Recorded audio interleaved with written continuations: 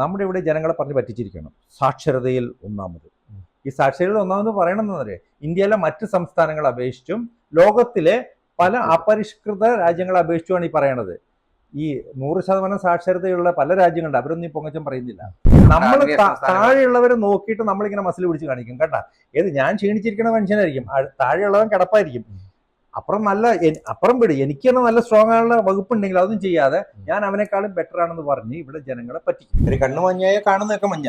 അപ്പൊ അതേപോലെ മതവും രാഷ്ട്രീയം തലയിൽ കയറി കഴിഞ്ഞാൽ കാണുന്നതൊക്കെ മതത്തിന്റെയും രാഷ്ട്രീയത്തിന്റെയും പേരിൽ. ഇപ്പൊ ഒരു ഡിസ്പ്യൂട്ട് ഉള്ളപ്പോൾ നമ്മൾ കോടതിയെ സമീപിക്കുന്നു. അതെ, ആ ഡിസ്പ്യൂട്ട് പരിഹരിക്കുക എന്നുള്ളൊരു മാർഗമാണ് കോടതി. അല്ലാണ്ട് കേരളത്തിലെ ദൈനംദിന ജീവിതം നടത്തിക്കാനല്ല കോടതി എന്നാണ് എൻ്റെ അണ്ടർസ്റ്റാൻഡിങ്. അതിനാണ് ഈ ഗവൺമെന്റ് ഉള്ളത്. ജനങ്ങൾക്ക് ഇപ്പോഴും മനസ്സിലായിട്ടില്ല തെരഞ്ഞെടുപ്പിന്റെ ഉദ്ദേശം എന്താണ്. ഇപ്പോഴും ജനങ്ങളുടെ വിചാരം തെരഞ്ഞെടുപ്പ് എന്ന് പറഞ്ഞാൽ പല പാർട്ടികൾ തമ്മിലുള്ള കോമ്പറ്റീഷൻ, ചിന്തയും ബുദ്ധിയും ഉപയോഗിച്ച് ചെയ്യേണ്ട കാര്യമാണ്. ഈ അടുത്ത് നമ്മൾ ശ്രദ്ധിക്കപ്പെട്ട ഒരു കാര്യം എന്ന് വെച്ചാൽ പല കാര്യങ്ങളിലും കോടതി ഇടപെടേണ്ടി വരുന്നു. അതായത് എന്തെങ്കിലും ഒരു കാര്യം നടക്കാൻ വേണ്ടിയിട്ട് കോടതി ഇടപെട്ടാലേ സാധ്യമാവുള്ളൂ എന്നുള്ളൊരു ഇത്. ഇപ്പോൾ കഴിഞ്ഞ ദിവസം വന്നൊരു ഇതാണ് ഈ ഫുട്പാത്തിലേക്ക് നടക്കുന്നത് പാതാളത്തിൽ വീഴുന്ന രീതിയിലേക്കാവും എന്നുള്ള ആ രീതിയിലുള്ള. ഇത്രയും കാലമായിട്ടും ഫുട്പാത്ത് നേരെയാക്കാതെ ഇരിക്കുന്നത് അതായത് ശരിക്കും പറഞ്ഞു കഴിഞ്ഞാൽ കോർപ്പറേഷനുകളോ അല്ലെങ്കിൽ മുനിസിപ്പാലിറ്റികളോ ചെയ്യേണ്ട ഒരു കാര്യമാണ്. അത് ചെയ്യാതിരിക്കുന്നു. കോടതി ഇടപെടുമ്പോൾ അതിനെ നടപടി എടുക്കാൻ ശ്രമിക്കുന്നു. അതെന്താണെന്ന് വെച്ചാൽ നമ്മൾ ഇങ്ങനെയുള്ള കാര്യങ്ങൾ ജനങ്ങളുടെ കാര്യം നോക്കാനും ജനങ്ങളുടെ ദൈനംദിന ജീവിതം സുഖകരമാക്കാനും വേണ്ടിയാണ് ഗവൺമെൻറ് എന്ന് പറഞ്ഞ സാധനം ഉള്ളതും ഇലക്ട് ചെയ്യുന്നതും. അതിനകത്ത് ഭരണപക്ഷം ഉണ്ടാവും, പ്രതിപക്ഷം ഉണ്ടാവും. ഈ പ്രതിപക്ഷത്തിൻ്റെ ജോലി ഭരണപക്ഷത്തിന് കുറ്റം പറയൽ മാത്രമല്ല, പ്രതിപക്ഷത്തിനും കൺസ്ട്രക്റ്റീവ് വർക്ക് ഉണ്ട്. ഇവരെല്ലാം പൊതുജന സേവകരാണ്. അവരുടെ എല്ലാം ഉദ്ദേശം ജനങ്ങളുടെ നന്മയാണ്, അല്ലാണ്ട് മറ്റവരെ കുറ്റം പറയുക എന്നുള്ളതല്ല.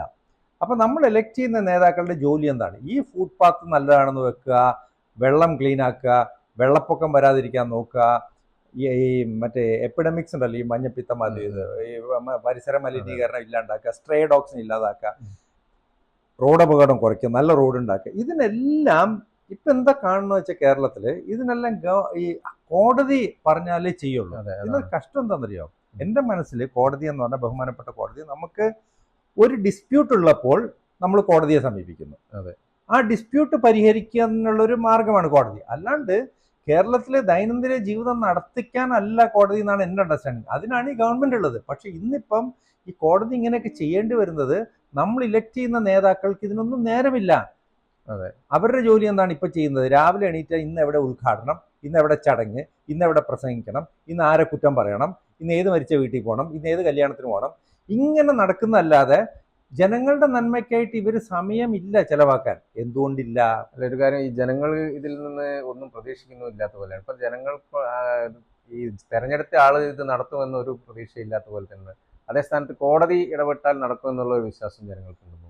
ജനങ്ങളുടെ ഒരു പ്രോബ്ലം എന്ന് പറയാം, ഈ രാഷ്ട്രീയ നേതാക്കൾ എന്ന് പറഞ്ഞാൽ ജനങ്ങളുടെ പ്രതിച്ഛായയാണ് ഇന്ന ഡെമോക്രസി. അല്ലാണ്ട് ഇവരാരും ഇടിച്ചു കയറി വരുന്നതല്ല. നമ്മുടെ അതേ സ്വഭാവവും ചിന്തയും ബുദ്ധിയും ഉള്ള ആൾക്കാരാണ് നമ്മൾ ഇലക്ട് ചെയ്യുന്നത്. അപ്പോൾ നമ്മൾ ഇലക്ട് ചെയ്യുന്ന നേതാവിനെ നോക്കി നമ്മൾ മോശമാണെന്ന് പറഞ്ഞാൽ നമ്മൾ തന്നെ മോശമാണെന്ന് പറയുന്നതിന് ഒരു കണ്ണാടി നോക്കിയിട്ട് ആ കണ്ണാടിയിൽ കാണുന്ന ഇമേജ് മോശമാണെന്ന് പറഞ്ഞാൽ തെറ്റ് കണ്ണാടിയുടെ ഇമേജിൻ്റെ അല്ല, തെറ്റ് എൻ്റേതാണ്, അതിന് മുമ്പിൽ നിൽക്കുന്ന ആളുടെ. അപ്പം നമ്മുടെ ഇവിടെ ആളുകൾ എന്താണെന്ന് പറയും, ഞാൻ മനസ്സിലാക്കിയ കേരളത്തിൽ ഈ തെരഞ്ഞെടുപ്പിലൂടെ ആൾക്കാർ മനസ്സിലാക്കുന്നത് ഒരു 70% ജനങ്ങൾ വോട്ട് ചെയ്യുന്നത് അവർ സപ്പോർട്ട് ചെയ്യുന്ന പാർട്ടിയുടെ നന്മയ്ക്കാണ്. പാർട്ടി ജയിക്കുക, പാർട്ടിയിലെ നേതാക്കൾ ജയിക്കുക, വലിയ സന്തോഷമാണ്. 20% ആൾക്കാർ വോട്ട് ചെയ്യാൻ പോകുന്നത് തങ്ങളുടെ മതത്തിൻ്റെ നന്മയ്ക്ക് വേണ്ടിയാണ്. ബാക്കി 10% മാത്രമേ ഉള്ളൂ കേരളത്തിൻ്റെ നന്മ ആഗ്രഹിച്ച് വോട്ട് ചെയ്യുന്നത്. ഈ കേരളത്തിൻ്റെ നന്മ ആഗ്രഹിച്ച് വോട്ട് ചെയ്യുന്നവർ ഒരു പ്രത്യേക പാർട്ടിക്കായിരിക്കും. ഇന്നൊരു പാർട്ടിയാണ്, നാളെ വേറെ പാർട്ടി, അല്ലെങ്കിൽ പാർട്ടി ഇല്ലാത്ത ആൾ. അപ്പൊ എന്താ വെച്ചാൽ ഈ 90% ആളുകളും കേരളത്തിന്റെ നന്മയ്ക്ക് വേണ്ടി വോട്ട് ചെയ്യാത്തതും 10% പേരുള്ളൂ കേരളത്തിന്റെ നന്മ ആഗ്രഹിച്ച് വോട്ട് ചെയ്യുന്നതും. അപ്പൊ ഈ 10% പേര് വിചാരിച്ചാൽ എവിടെ കേരളം നന്നാകാനാണ്? അതുകൊണ്ടാണ് ദൈനംദിനം കേരളം പുറകോട്ട് പോയിക്കൊണ്ടിരിക്കുന്നത്. ഇപ്പൊ ഇങ്ങനെ തിരഞ്ഞെടുക്കുന്നവർ ഇതൊന്നും ചെയ്യുന്നില്ല എന്ന് കാണുമ്പോൾ അടുത്ത തവണയെങ്കിലും ജനങ്ങൾ അങ്ങനെ ഒരു മനസ്സിലാക്കിക്കൊണ്ട് അവരെ ഒഴിവാക്കാനുള്ള ശ്രമിക്കും. ഇല്ല, ജനങ്ങൾക്ക് ഇപ്പോഴും മനസ്സിലായിട്ടില്ല തെരഞ്ഞെടുപ്പിന്റെ ഉദ്ദേശം എന്താണ്. ഇപ്പോഴും ജനങ്ങളുടെ വിചാരം തെരഞ്ഞെടുപ്പ് എന്ന് പറഞ്ഞാൽ പല പാർട്ടികൾ തമ്മിലുള്ള കോമ്പറ്റീഷൻ. നമ്മുടെ ഈ ക്രിക്കറ്റിലൊക്കെ ഉണ്ടല്ലോ, IPL ഇപ്പൊ തുടങ്ങാൻ പോകുന്നുണ്ടല്ലോ, IPL പല ടീംസ് തമ്മിലുള്ള കോമ്പറ്റീഷൻ. അപ്പൊ നമ്മൾ ഈ ടീമിനെ സപ്പോർട്ട് ചെയ്യുന്നു, ആ ടീമിനെ സപ്പോർട്ട് ചെയ്യുന്നു. പക്ഷേ ഇലക്ഷൻ ഒരു ടീമിനെ സപ്പോർട്ട്, ഒരു പാർട്ടിയെ സപ്പോർട്ട് ചെയ്യല്ല. നമ്മുടെ സംസ്ഥാനം ഈ തലമുറ, അടുത്ത തലമുറയുടെ നന്മയ്ക്ക് ആരെ തിരഞ്ഞെടുക്കണം എന്ന ചിന്തയും ബുദ്ധിയും ഉപയോഗിച്ച് ചെയ്യേണ്ട കാര്യമാണ്. ആ ചിന്താവിശേഷം ജനങ്ങൾക്ക് വന്നിട്ടില്ല ഇപ്പോഴും. ഇന്ത്യൻ കോൺസ്റ്റിറ്റ്യൂഷനിൽ ജനങ്ങൾ എപ്പോഴും പറയും മൗലിക അവകാശം. കേരളത്തിൽ എപ്പോഴും പറയണം അവകാശങ്ങൾ നേടിയെടുക്കുക, നഷ്ടപ്പെടുവാൻ വിലങ്ങുകൾ, കിട്ടാനുള്ളത് പുതിയൊരു ലോകം എന്നൊക്കെ പറഞ്ഞ് അവകാശങ്ങളെ പറയാം. കടമകൾ എന്ന് പറഞ്ഞൊരു കാര്യമുണ്ട്, അതെല്ലാവരും ഇഗ്നോർ ചെയ്യണം. അത് ഇന്ത്യൻ കോൺസ്റ്റിറ്റ്യൂഷനിൽ ആർട്ടിക്കിൾ 51A(J) അതിലാണ് ആ കടമകളെ പറ്റി പറയുന്നത്. ജനങ്ങൾ ചെയ്യേണ്ടതായ കുറച്ച് കടമകളുണ്ട്. അതിനകത്ത് പറയണത് every Indian must be an excellent citizen എന്ന് പറഞ്ഞാൽ. ഈ എക്സലന്റ് എന്ന് പറഞ്ഞാൽ എന്താണ്? നമ്മളെക്കാട്ടിയും താഴെയുള്ള ഒരാളെയും കാട്ടിയും നല്ലതല്ല എക്സലന്റ്. എക്സലന്റ് എന്ന് പറഞ്ഞാൽ എൻ്റെ കഴിവിനൊത്ത് എനിക്ക് എത്ര ഉയരാൻ പറ്റുമോ ആ ലെവൽ എത്തിയാൽ എക്സലന്റ് ആവുള്ളൂ. അതായത് ഇന്നലെ ഞാനും എൻ്റെ പ്രദേശവും എൻ്റെ സമൂഹവും എൻ്റെ സംസ്ഥാനം എവിടെയായിരുന്നോ അതിനേക്കാളും ഒരു പടി ഇന്ന് മേലെ ആയിരിക്കണം, അല്ലെങ്കിൽ പ്രോഗ്രസ് ഇല്ല. പക്ഷേ നമ്മുടെ ഇവിടെ എന്താ പ്രശ്നം എന്നറിയാമോ? നമ്മുടെ ഇവിടെ ജനങ്ങളെ പറഞ്ഞ് പറ്റിച്ചിരിക്കണം. സാക്ഷരതയിൽ ഒന്നാമത്. ഈ സാക്ഷരതയിൽ ഒന്നാമത് പറയണമെന്നറിയാം, ഇന്ത്യയിലെ മറ്റ് സംസ്ഥാനങ്ങളെ അപേക്ഷിച്ചും ലോകത്തിലെ പല അപരിഷ്കൃത രാജ്യങ്ങളെ അപേക്ഷിച്ചുമാണ് ഈ പറയണത്. ഈ 100% സാക്ഷരതയുള്ള പല രാജ്യങ്ങളുണ്ട്, അവരൊന്നും ഈ പൊങ്ങച്ചം പറയുന്നില്ല. കാരണം അവരെ തന്നെയാണ് കമ്പയർ ചെയ്യണത്. ഇപ്പൊ ജപ്പാൻ, സിംഗപ്പൂർ, ഇവരൊക്കെ ഇന്നലെ എങ്ങനെയായിരുന്നോ ഇന്ന് അതിനേക്കാൾ എങ്ങനെ മെച്ചമാകാം. അതുകൊണ്ടാണ് നമ്മൾ ഈ സിംഗപ്പൂരൊക്കെ ചെന്ന എയർപോർട്ടിൽ ഇടയ്ക്കിടയ്ക്കൊക്കെ അവർ മാറ്റങ്ങൾ വരുത്തിക്കൊണ്ടിരിക്കും. അവർ കോമ്പീറ്റ് ചെയ്യുന്ന അവരായിട്ടാണ്, നമ്മൾ കോമ്പീറ്റ് ചെയ്യേണ്ടത് നമ്മളായിട്ടാണ്. ഇവിടെ നമ്മുടെ താഴെയുള്ളവരായിട്ടാണ് നമ്മൾ നോക്കുന്നത്. അല്ലെങ്കിൽ നമ്മൾ താഴെയുള്ളവരെ നോക്കിയിട്ട് നമ്മളിങ്ങനെ മസിൽ പിടിച്ച് കാണിക്കും. കേട്ടാ, ഞാൻ ക്ഷീണിച്ചിരിക്കുന്ന മനുഷ്യനായിരിക്കും, താഴെയുള്ളവൻ കിടപ്പായിരിക്കും. അപ്പുറം വിട്, എനിക്ക് തന്നെ നല്ല സ്ട്രോങ് ആയുള്ള വകുപ്പുണ്ടെങ്കിൽ അതൊന്നും ചെയ്യാതെ ഞാൻ അവനേക്കാളും ബെറ്റർ ആണെന്ന് പറഞ്ഞ് ഇവിടെ ജനങ്ങളെ പറ്റിക്കും. അപ്പൊ ഇവിടുത്തെ ജനങ്ങളവർക്ക് ശരിയാണ്, നമ്മൾ ഭയങ്കരന്മാരാണല്ലോ. ഇനിയിപ്പോ നമുക്ക് പാർട്ടി നോക്കിയാൽ മതി, സംസ്ഥാനം ബെസ്റ്റ് നമ്പർ 1. അപ്പൊ ഇനി നമുക്ക് പാർട്ടികൾ തമ്മിലുള്ള കളി നോക്കി വോട്ട് ചെയ്യാം എന്നൊരു മൈൻഡ് സെറ്റിൽ പെട്ട് കിടക്കുന്ന ഒരു ജനസമൂഹമാണ് ഇത്. അങ്ങനെയാണെങ്കിൽ ഇത് മാറ്റാൻ കോടതി ഇടപെടേണ്ടി വരുന്നത് പിന്നെ നമ്മുടെ ഭരണകർത്താക്കളുടെ ഒരു പരാജയം തന്നെയല്ലേ ഇത്? എന്നിട്ടും അത് പലപ്പോഴും നേരെ ആവുന്നുമില്ല. അതാണ് ഇപ്പൊ കോടതി ജനങ്ങളുടെ ഇപ്പൊ കഴിഞ്ഞ കുറെ വർഷങ്ങളായിട്ട് നമ്മുടെ ഭരണവും പ്രതിപക്ഷവും നമ്മൾ തിരഞ്ഞെടുക്കുന്നവർ ടോട്ടലി ഇൻഎഫിഷ്യന്റ്, കെടുകാര്യസ്ഥത എന്ന് പറയും. പിന്നെ കറപ്ഷനൊക്കെ ഉണ്ടെന്നൊക്കെ പറയണം. എനിക്ക് പ്രൂഫൊന്നുമില്ല, എല്ലാവരും പറയുന്നത്. അതുകൊണ്ടൊക്കെ തന്നെ എനിക്ക് ഒരുപക്ഷെ ഈ ലഹരി മരുന്നൊക്കെ കൂടി വരുന്നത്, അല്ലെങ്കിൽ ഇതൊന്നും നിർത്താൻ പറ്റാത്ത കാര്യമൊന്നും ആയിട്ടല്ല. അപ്പോൾ ഇതിനെല്ലാം കോടതി ഇടപെടേണ്ടി വരുന്നു, മനസ്സിലായില്ലേ? അപ്പോൾ കോടതി ഒരു പവർഫുൾ, റെസ്പെക്റ്റഡ്, ഓണറബിൾ ബോഡിയാണ് നമ്മുടെ എല്ലാം മനസ്സിൽ. പക്ഷേ കഴിഞ്ഞ കുറേ വർഷങ്ങളായിട്ട് നമ്മൾ നോക്കിയാൽ കോടതിയോടുള്ള നമ്മുടെ ബഹുമാനം നഷ്ടപ്പെടുത്തുന്ന രീതിയിലാണ് പല കാര്യങ്ങളും ഇവിടെ നടക്കുന്നത്. ഉദാഹരണത്തിന് ഞാൻ പറയാം, ബന്ദ് എന്ന് പറഞ്ഞ സാധനം ഉണ്ടായപ്പോൾ വലിയ ശല്യമാണ് ജനങ്ങൾക്ക്. ആളുകൾ മരിക്കുന്നു, കല്യാണങ്ങൾ മുടങ്ങുന്നു, പല യാത്രകളും മുടങ്ങുന്നു, പല പ്രശ്നങ്ങൾ. ഭാവി ഒരു പണി, ഇന്റർവ്യൂ അറ്റൻഡ് ചെയ്യാതെ ഫുൾ ലൈഫ് പോയ ആൾക്കാരുണ്ട്. അപ്പം ബഹുമാനപ്പെട്ട കോടതി എന്ന് പറഞ്ഞ് ബന്ദ് പാടില്ലെന്ന് പറഞ്ഞു, ബന്ദ് നിരോധിച്ചു. അപ്പൊ എന്ത് ചെയ്തു? പേര് ഹർത്താലാക്കി. എന്ത് ചെയ്യുന്ന സെയിം തന്നെ. അപ്പോൾ നമ്മുടെ മനസ്സിൽ ഇതെന്താണ്, ഇവർ കോടതിയെ കളിയാക്കിയാണ്, മനസ്സിലായില്ലേ? പക്ഷേ എന്നിട്ടും കോടതിക്ക് ഹർത്താലിനെതിരെ ഒന്നും ചെയ്യാൻ പറ്റിയില്ല. കാര്യം ഹർത്താലിന് വേറെ ഡെഫിനേഷൻ എന്തുള്ളതുകൊണ്ടായിരിക്കും. എന്തായാലും കോടതി അവിടെ ഒരു ഇൻഎഫിഷ്യന്റ് ആയ പോലെ നമുക്ക് തോന്നി. ഈ രാഷ്ട്രീയക്കാരുടെ കുതന്ത്രത്തിൽ കോടതി ഇൻഎഫിഷ്യന്റ് ആയ നമുക്ക് ആകെയുള്ളൊരു എന്താ പറയാ, ഒരു അത്താണ് കറക്റ്റ് ആണ് ഈ കോടതി. അങ്ങനെ അത് ഈയിടെ ഒരു കാര്യം സംഭവിച്ചത്, ഈ ഏതോ റോട്ടില് സ്റ്റേജ് കെട്ടി എന്തോ സമ്മേളനം നടത്തി. അപ്പൊ കാറും യാത്രക്കാർക്കൊക്കെ തടസ്സമുണ്ടായപ്പോൾ കോടതി പറഞ്ഞു അത് പാടില്ലെന്ന് പറഞ്ഞു. അപ്പൊ അത് കഴിഞ്ഞ് കുറച്ചു നാൾ കഴിഞ്ഞപ്പോൾ സ്റ്റേജ് കെട്ടിയില്ല, അല്ലാണ്ട് പന്തൽ കെട്ടി നടത്തി. അപ്പൊ ഇതൊക്കെ കാണുമ്പോണ്ടത്. അപ്പൊ എന്നിട്ടെന്താണ്, പക്ഷേ അതുപോലെ ഈ ഫ്ലെക്സ് ബോർഡ് മാറ്റുന്ന പറഞ്ഞതിന്റെ കുറെ നാൾ കഴിഞ്ഞപ്പോൾ വീണ്ടും വലിയ ഫ്ലെക്സ് ബോർഡ് വന്നു. എന്നിട്ട് പെനാൽറ്റി കൊടുക്കാൻ പറഞ്ഞു. പെനാൽറ്റി കൊടുക്കുന്ന ആര്, വാങ്ങിക്കുന്ന ആര്, ഇതൊക്കെ ഒരു ഗ്രൂപ്പായിരിക്കും കൊടുത്തത്. അവരത് തിരിച്ചും കൊടുക്കുന്നുണ്ടാവും, നമുക്കറിയില്ല. അപ്പൊ ബേസിക്കലി 2 കാര്യമാണ് ഇതിലുള്ളത്. ഒന്ന്, നമ്മുടെ കേരളത്തിൽ ദൈനംദിന ജീവിതത്തിനും ഗവേണൻസിനും കോടതി വേണ്ടി വരുന്നു എന്ന് പറയുമ്പോൾ കോടതിക്ക് അല്ലാതെ റെസ്പോൺസിബിലിറ്റീസ്, കോടതിയുടെ ജുഡീഷ്യൽ ലോയൊക്കെ അവരുടെ റെസ്പോൺസിബിലിറ്റിയാണ്. ഈ ഡെയിലി ഗവർണൻസ്, കൊതുകിനെ പിടിക്കുക, പേപ്പട്ടിയെ പിടിക്കുക, ഇതൊന്നും കോടതി തപ്പി നടക്കേണ്ട കാര്യങ്ങളല്ല. നമ്മൾ ഇലക്ഷൻ ആൾക്കാർ ചേർന്ന് നടക്കേണ്ട ഈ ഫുട്പാത്ത് കാര്യങ്ങളൊക്കെ ഇവർ ചെയ്യാത്തപ്പോഴാണ് ഈ ജനങ്ങളുടെ താല്പര്യം അനുസരിച്ച് കോടതി ഇതൊക്കെ ചെയ്യേണ്ടത്. അപ്പൊ എന്താണ്, ബാക്കിയുള്ള കേസുകൾക്ക് ഡിലേ വരും, കാര്യം കോടതി ഇതൊക്കെ നോക്കുമ്പോൾ.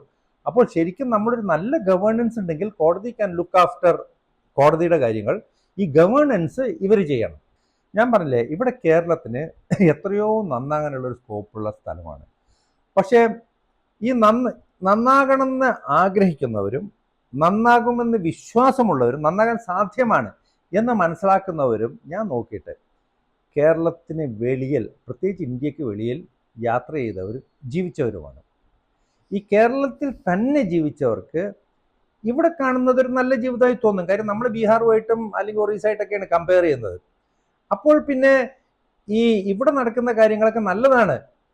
ഇനിയിപ്പോൾ കോടതി ഇടപെട്ടാലും ഇല്ലെങ്കിലും രണ്ട് രീതിയിലാണെങ്കിൽ നമ്മൾ സപ്പോർട്ട് ചെയ്യുന്ന പാർട്ടി, നമ്മുടെ മതം, ഇതാണ് പ്രധാനം. ഇപ്പം എല്ലാവരുടെയും തലയിൽ പാർട്ടി മതം ഇതാണ് കയറിയിരിക്കുന്നത്. കേരളത്തിൽ ഇപ്പോൾ ഒരു വലിയ ഈ ടി വിയിൽ ചർച്ചയൊക്കെ നോക്കി എപ്പോഴും ഈ പാർട്ടി മതം തന്നെ, ഇതിനപ്പുറം വേറൊന്നും ഇല്ല. അപ്പം ഒരു ജനതയുടെ മൊത്തമായിട്ടുള്ളൊരു മൈൻഡ് സെറ്റ് മാറേണ്ടിയിരിക്കുന്നു. എന്ത് സംഭവം ഉണ്ടാവുകയാണെങ്കിൽ, ഇപ്പോൾ ഒരു ഉദാഹരണത്തിന് പറയുകയാണെങ്കിൽ ലഹരി പിടിച്ചപ്പോൾ, കളമശ്ശേരിയിൽ ലഹരി പിടിച്ചപ്പോൾ അതിലും ആദ്യം പാർട്ടിയുടെ ഏത് പാർട്ടിക്കാരനാണ് അവൻ, ഏത് പാർട്ടിക്കാരനെ അറസ്റ്റ്, റാഗിംഗ് ആണെങ്കിലും ഈ പാർട്ടി ആ പാർട്ടി, ഈ മതം ആ മതം, എന്തിനിത് നോക്കണം? ഒരു ബ്രോഡ് മൈൻഡഡ് ആയിട്ട് ചിന്തിക്കാതെ എല്ലാവരും തലയിൽ ഈ പാർട്ടി മതം കയറി കഴിഞ്ഞാൽ ആ രീതിയിലേ കാണുള്ളൂ. ഒരു മഞ്ഞപ്പിത്തം പിടിച്ച ആളുടെ കണ്ണിലൂടെ കാണുന്ന എല്ലാം മഞ്ഞാണെന്ന് പറയും. കാര്യം കണ്ണ് മഞ്ഞായാൽ കാണുന്നതൊക്കെ മഞ്ഞ. അപ്പൊ അതേപോലെ മതവും രാഷ്ട്രീയവും തലയിൽ കയറി കഴിഞ്ഞാൽ കാണുന്നതൊക്കെ മതത്തിന്റെയും രാഷ്ട്രീയത്തിന്റെയും പേരിൽ. ഇപ്പൊ പറഞ്ഞു വരുമ്പോൾ നമ്മൾ ഇപ്പൊ പല കാര്യങ്ങളിലും കോടതി ഇടപെട്ട് നടത്തുന്നത് അതൊരു ശരിയായ കീഴ്വഴക്കാണെന്ന് തോന്നുന്നു. കോടതി എന്ന് പറഞ്ഞാൽ ഒരു ഡിസ്പ്യൂട്ട് സെറ്റിലിംഗ് ഓർഗനൈസേഷനാണ്. ഒരു ഡിസ്പ്യൂട്ട് ഉണ്ട്, അത് ക്രിമിനൽ ആയിക്കോട്ടെ സിവിൽ ആയിക്കോട്ടെ, എന്തായാലും ഒരു ഡിസ്പ്യൂട്ട് വരുമ്പോൾ അവർ തീരുമാനം എടുക്കണമല്ലോ. അതിനാണ് ജഡ്ജ് എന്ന് പറയുന്നത്. അപ്പൊ ജഡ്ജ് തീരുമാനം എടുക്കണമെങ്കിൽ രണ്ട് ഭാഗത്തുള്ള വാദം കേൾക്കണം ജഡ്ജിന്. അതാണ് ജഡ്ജും കോടതിയും എൻ്റെ മനസ്സിൽ.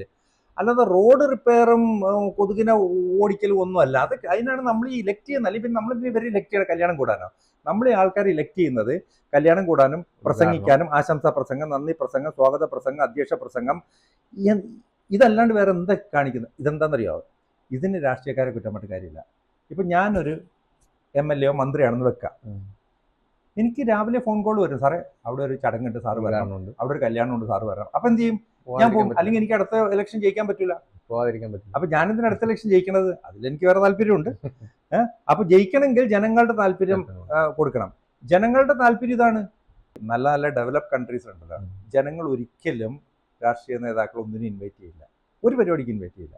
കാരണം അവർ പറഞ്ഞാൽ നിങ്ങൾ എലക്ട് ചെയ്യുക, നിങ്ങൾ രാവിലെ ഓഫീസിൽ പോയി പണി ചെയ്യും, ഞങ്ങളുടെ കാര്യം നോക്കുക, അതിനാണ് നിങ്ങൾക്ക് ശമ്പളം തരുന്നത്. നിങ്ങൾ എലക്ട് ചെയ്യുന്നത് നിങ്ങളെല്ലാം ഇങ്ങോട്ട് വന്ന് പറഞ്ഞാൽ നിങ്ങൾ എലക്ട് ചെയ്യാൻ. അപ്പൊ ഞങ്ങൾ ഇലക്ട് ചെയ്തു, ഇനി നിങ്ങൾ പണി ചെയ്യും. അതുകൊണ്ട് അവർ നിർബന്ധിതരാണ് പണിയെടുക്കാൻ. ഇവിടെ അങ്ങനെയല്ല. ഇവിടെ നമ്മൾ ഒരാളെ എലക്ട് ചെയ്തിട്ട് അയാളൊരു ആവശ്യത്തിന് വിളിച്ചിട്ട് വന്നില്ലെങ്കിൽ, ഓ ഞങ്ങളൊക്കെ എലക്ട് ചെയ്ത് ജയിപ്പിച്ച ആളാണ്, അടുത്ത ഇലക്ഷൻ കാണിച്ചു തരാം എന്നുള്ളൊരു പ്രതികാര ബുദ്ധിയാണ്. അതായത് അവർ ഓഫീസിൽ പോയിരുന്ന് പണി ചെയ്ത് ഇന്നലത്തേനും കാട്ടി ഇന്ന് കേരളം എങ്ങനെ ഒരു കൊതുകിന്റെ എണ്ണം എങ്ങനെ കുറയ്ക്കാം? 1,00,000 കൊതുകുണ്ടെങ്കിൽ അത് ഒന്ന് കുറച്ചാൽ മതി. അതാണ് എക്സലൻസ്. ഈ ജപ്പാനിൽ കൈസൻ എന്നൊരു വാക്കുണ്ട്, കൈസൻ. ഈ ജാപ്പനീസ് എങ്ങനെ ഇത്ര പൊങ്ങിയെന്നറിയോ? കൈസൻ എന്ന് പറഞ്ഞാൽ ഇൻക്രിമെന്റൽ പ്രോഗ്രസ്. അത് എത്ര ചെറുതായിക്കട്ടെ. ഇപ്പൊ അവരൊരു ടൊയോട്ട കാർ ജപ്പാന്റെ കാറാണല്ലോ, നല്ല കാറ്, പക്ഷെ അവർ സാറ്റിസ്ഫൈഡ് അല്ല. അവർ വലിക്കണ ഓക്കെ നല്ല കാറ്, പക്ഷെ എങ്ങനെ കുറച്ചുകൂടി നന്നാക്കാം, അതാണ് അവരുടെ കൈസൻ. എല്ലാ കാര്യത്തിലും കൈസൻ ഉണ്ട്. അങ്ങനെ കൈസൻ വരണമെങ്കിൽ ഇന്നലത്തേനും കാട്ടി ഇന്ന് എങ്ങനെ നന്നാണ്, ഇതല്ലല്ലോ. ഇത് ഇന്നലത്തെ ചടങ്ങിലേം കാട്ടി കൂടുതൽ ചടങ്ങ് ഇന്ന് എങ്ങനെ അറ്റൻഡ് ചെയ്യാന്നാണ് ആലോചിക്കുന്നത്. എങ്ങനെ എൻ്റെ ഫോട്ടോ കൂടുതൽ പേപ്പറിൽ വരാൻ, ചടങ്ങ് അറ്റൻഡ് ചെയ്യാം. അപ്പോൾ ജനങ്ങളുടെ ഇഷ്ടം അതാണ്. ഞാൻ ഒരിക്കലും നേതാക്കളെ കുറ്റം പറയില്ല. നേതാക്കൾ എപ്പോഴും ജനങ്ങളുടെ താല്പര്യത്തിനനുസരിച്ചാണ് പെരുമാറണം. മാറേണ്ടത് ജനങ്ങളാണ് 100%. കേരളം നന്നാകണമെങ്കിൽ, വ്യക്തമായി പറയാം, കേരളം നന്നാകണമെങ്കിൽ മാറേണ്ടത് ഇവിടുത്തെ ജനങ്ങളുടെ മനസ്ഥിതിയാണ്. പൊതുപ്രവർത്തനം എന്ന് പറഞ്ഞാൽ മുഷിയാത്ത ഷർട്ടിട്ട് നടക്കലല്ല. പൊതുപ്രവർത്തനം എന്ന് പറഞ്ഞാൽ വൈകിട്ടാകുമ്പോൾ ഷർട്ട് മുഷിയണം. അതാണ് പൊതുപ്രവർത്തനം. ഐഡിയലി പൊതുപ്രവർത്തനം ജനസേവനം, ജനസേവകർ, സെർവൻസ് ഓഫ് ദ പീപ്പിൾ എന്ന് പറയാ.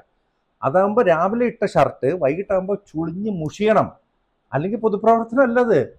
അതിന് ഭരണപക്ഷം ഭരണപക്ഷം ഓഫ് കോഴ്സ് കുറച്ചും കൂടിയും കാര്യങ്ങൾ ചെയ്യാൻ പറ്റും എന്ന് വെച്ച് പ്രതിപക്ഷത്തിന് ഒന്നും ചെയ്യാൻ പറ്റുന്നുള്ളത് തെറ്റിദ്ധാരണയാണ്.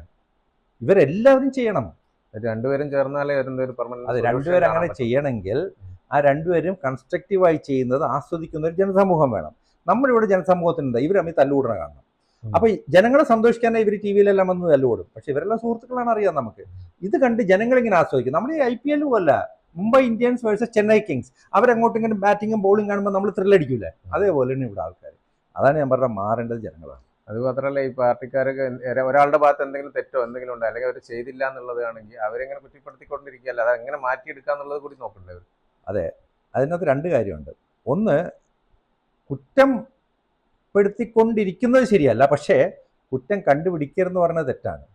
ഈ ചിലർ പറയേ, ഇപ്പം ഞാൻ തന്നെ ഇവിടുത്തെ പല കാര്യങ്ങൾ പറയുമ്പോൾ എന്താ ഇങ്ങനെ കുറ്റം കണ്ടുപിടിക്കാൻ, ഞാൻ പറഞ്ഞു കുറ്റം കണ്ടുപിടിക്കണമല്ല, കുറ്റം മാത്രം കണ്ടുപിടിച്ച് അവിടെ നിർത്തിയാൽ തെറ്റാണ്. പക്ഷേ കുറ്റം കണ്ടുപിടിച്ചതിന് ശേഷം അതിനൊരു പരിഹാരം സജസ്റ്റ് ചെയ്തത് വേണം. കാര്യം സൊല്യൂഷൻ വേണമെങ്കിൽ പ്രോബ്ലം കാണണം, പ്രോബ്ലം ഇല്ലെങ്കിൽ സൊല്യൂഷൻ ഇല്ല. ഇപ്പം എൻ്റെ ഷർട്ടിൽ ഒരു അഴുക്കുണ്ടെങ്കിൽ ഞാൻ ആ അഴുക്ക് കണ്ടില്ലെന്ന് നടിച്ചാൽ ഞാൻ ഒരിക്കലും ഷർട്ട് കഴുകില്ല. ഷർട്ട് കഴുകണമെങ്കിൽ ഞാൻ പറയണം എൻ്റെ ഷർട്ടിൽ അഴുക്കുണ്ട്, ആദ്യം ഞാൻ കുറ്റം കണ്ടുപിടിച്ചു, എന്നിട്ട് ആക്ഷൻ എടുക്കണം. അതിൻ്റെ ഷർട്ടിൽ അഴുക്കുണ്ടെന്ന് പറഞ്ഞാൽ കഴുകാതിരുന്നാലും തെറ്റ്, കണ്ടില്ലെന്ന് നടിക്കുന്നതും തെറ്റ്. കാണണം, കണ്ട് പരിഹാരം കാണണം, ഷർട്ട് അലക്കണം, സൊല്യൂഷൻ വേണം. അതിന് കുറ്റം കാണണം, പരിഹാരവും കാണണം, രണ്ടും വേണം. നമ്മുടെ ഇവിടെ എന്താ, കുറ്റം കണ്ടിട്ട് അവിടെ സ്റ്റോപ്പായി, പരിഹാരം ഇല്ല. അപ്പോൾ കുറ്റം കണ്ടുപിടിക്കുമ്പോൾ മറ്റുള്ളവർ നിങ്ങൾ അങ്ങനെ ചെയ്തല്ലോ, അപ്പോൾ അയാൾ ഇയാളുടെ കുറ്റം പറഞ്ഞു, ഇയാൾ അയാളുടെ കുറ്റം പറയും, എല്ലാം താഴോട്ട് പോകുന്നു. ഒരു സൊല്യൂഷൻ ഓറിയൻറ്റഡ് അല്ല. ഇത് മാറണമെങ്കിൽ ജനങ്ങളുടെ മനസ്സ് മാറിയേ പറ്റുള്ളൂ. ഇനി ജനങ്ങളുടെ മനസ്സ് എങ്ങനെ മാറും എന്ന് ചോദിച്ചാൽ എനിക്കൊരു വലിയ ഐഡിയ ഇല്ല. പക്ഷെ ഞാൻ കണ്ടത് മാറിയ മനസ്സുള്ള ജനങ്ങൾ ഒട്ടുമിക്കവാറും കേരളത്തിന് വെളിയിൽ പോയി ജീവിച്ചവരും ജോലി ചെയ്തവരുമാണ്. അപ്പോൾ അതുകൊണ്ട് ജനങ്ങൾ മൊത്തമായി മാറണമെങ്കിൽ കേരളത്തിലെ ജനങ്ങൾ എല്ലാവരും 12ാം ക്ലാസ്സോ ഡിഗ്രി കഴിയുമ്പോൾ എങ്ങനെയെങ്കിലും ഇവിടെ നിന്ന് വെളിയിൽ ചാടി ഒരു 5 or 10 കൊല്ലം എവിടെയെങ്കിലും ജീവിച്ച് വന്ന് അങ്ങനെ ഒരു സമൂഹം വന്നു കഴിഞ്ഞാൽ മാത്രമേ ഈ പൊതുവായിട്ടുള്ള ഒരു മാനസിക നില, അതായത് രാഷ്ട്രീയ മതം, രാഷ്ട്രീയ പ്രബുദ്ധർ, മതപ്രബുദ്ധർ എന്നൊക്കെ പറഞ്ഞുള്ള സാക്ഷരത എന്നൊക്കെ പറഞ്ഞ കാര്യങ്ങൾ അതൊക്കെ അങ്ങ് പോയി നമുക്ക് ഒരു പ്രോഗ്രസീവ് മൈൻഡ് സെറ്റുള്ള ഒരു ജനത ഉണ്ടാവുള്ളൂ. അതുകൊണ്ട് എല്ലാവരും ഇവിടുന്ന് കഴിയുന്നതും വേഗം ഒരു വെളിയിൽ പോയി ഒരു എക്സ്പോഷർ കിട്ടി വരണം എന്നുള്ളതാണ് എൻ്റെ അഭിപ്രായം. ജനങ്ങളുടെ മനസ്ഥിതി മാറാതെ ഇതിന് സൊല്യൂഷൻ കിട്ടൂല. കാര്യം നമ്മളൊരു 10% പേര് മനസ്ഥിതി മാറിയാലും 90% പേരെ മനസ്ഥിതി ഇപ്പോഴും രാഷ്ട്രീയത്തിലും മതത്തിലും നിൽക്കുകയാണ്. അതാണ് പ്രശ്നം.